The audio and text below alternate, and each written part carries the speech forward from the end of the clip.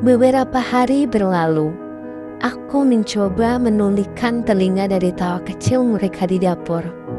Namun, sebuah pertemuan di depan pagar rumah seorang itu bersama Mbak Mida membukakan mataku pada kenyataan yang lebih pahit. Mbak Alina baru pulang. Duh, sibuk sekali ya sekarang. Sapanya sambil mendekat ke pagar. Beda banget sama Mas Bayu.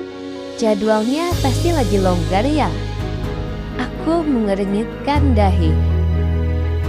Iya Mbak Mida. Mas Bayu, kenapa memangnya Mbak? Mbak Mida melirik ke kanan dan ke kiri, memastikan tidak ada orang lain yang mendengar. Suaranya mengecil hampir berbisik. Itu loh Mbak, saya sering lihat Mas Bayu pulang setiap jam istirahat siang. Mobilnya masuk ke garasi, lalu pagarnya ditutup rapat-rapat. Saya pikir Mbak Alina juga ada di rumah, karena jamnya selalu pas. Tapi kok saya lihat-lihat mobil Mbak Alina tidak ada ya. Dek, jantungku seolah berhenti berdetak. Jam istirahat siang? Kantor Bayu jaraknya cukup jauh dari rumah. Untuk apa dia memaksakan diri menembus kemacetan hanya untuk pulang di tengah hari? Untuk sekedar istirahat atau untuk menemui wanita hamil yang sedang kesepian di dalam sana. Jadi selama ini mereka tidak hanya mencuri waktu di sore hari. Bisik batinku perih di saat aku berpeluh keringat mengejar target kantor. Mereka berdua justru menikmati kesunyian di rumah ini. Maaf ya Mbak Alina, saya bukannya mau mengompori atau ikut campur urusan orang. Lanjut Mbak Mida, dengan wajah yang tampak serba salah. Namun matanya memancarkan rasa ingin tahu yang besar.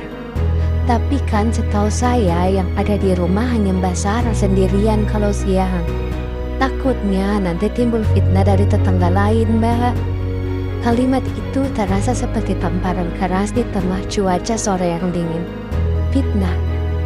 Ataukah justru sebuah peringatan tentang kebenaran yang selama ini sengaja ditutup-tutupi di depan mataku? Iya Mbak Mida, terima kasih ya sudah diingatkan. Jawabku pelan, berusaha menjaga suaraku agar tidak bergetar. Aku memaksakan sebuah senyum tipis meski rasanya wajahku sudah kaku seperti topeng. Mungkin Mas Bayu cuma mau ngambil dokumen yang tertinggal atau makan siang sebentar. Maklumlah, masakan Mbak Sarah kan memang enak. Iya mungkin ya Mbak. Ya sudah, saya lanjut menyiram dulu ya Mbak, ucap Mbak Minda sembari berbalik. Namun aku tahu setelah ini aku akan menjadi bahan perbincangan di grup WhatsApp ibu-ibu kompleks. Saya masuk dulu Mbak, ucapku kaku. Aku melangkah masuk dengan perasaan yang tak karuan. Suasana rumah begitu sepi. Hanya terdengar suara detak jam dinding yang lambat, seolah sedang menertawakan kebodohanku. Cahaya sore yang masuk dari celah jendela menciptakan bayangan panjang yang kontras, membuat rumah yang dulunya hangat ini kini terasa seperti sarang pengkhianatan. Aku berdiri di kaki tangga, menatap ke arah lantai 2. Tiba-tiba telingaku menangkap suara itu.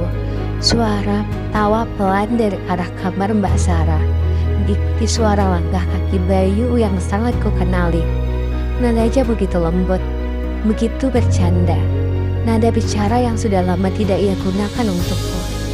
Aku ingin berlari ke atas, mendobrak pintu itu dan memaki mereka. Tapi kakiku terasa seperti terpaku di lantai marmer yang dingin ini. Kenapa Mas? Apa yang kamu cari di atas sana? Apa rumah tangga kita selama 7 tahun ini masih belum cukup? Langkahku gontai menuju ruang makan. Dan di sana aku menemukan bukti bisu lainnya. 2 gelas teh masih tersisa di atas meja. 1 gelas memiliki bekas noda lipstik tipis di pinggirnya, dan 1 lagi adalah gelas favorit Bayu. Mereka baru saja duduk di sini, mungkin berbagi cerita atau menikmati keheningan saat Mas Hendra tidak ada. Kepalaku pening, rasa hausku berganti dengan mual yang hebat.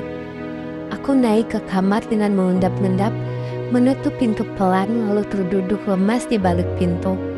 Aku mengambil ponsel menatap jadwal kantor untuk besok dengan tatapan tajam. Besok siang, aku tidak akan ada di kantor. Bisikku pada kegelapan. Aku akan menjadi saksi mata untuk dramaku sendiri. Jika pagar itu selalu ditutup rapat setiap jam 12, maka besok akulah yang akan membukanya. Persiapkan dirimu, Mas, persiapkan dirimu Mbak Sarah. Besok aku tidak akan pulang sebagai istri yang penurut, tapi sebagai pemilik sah rumah ini yang menuntut kebenaran.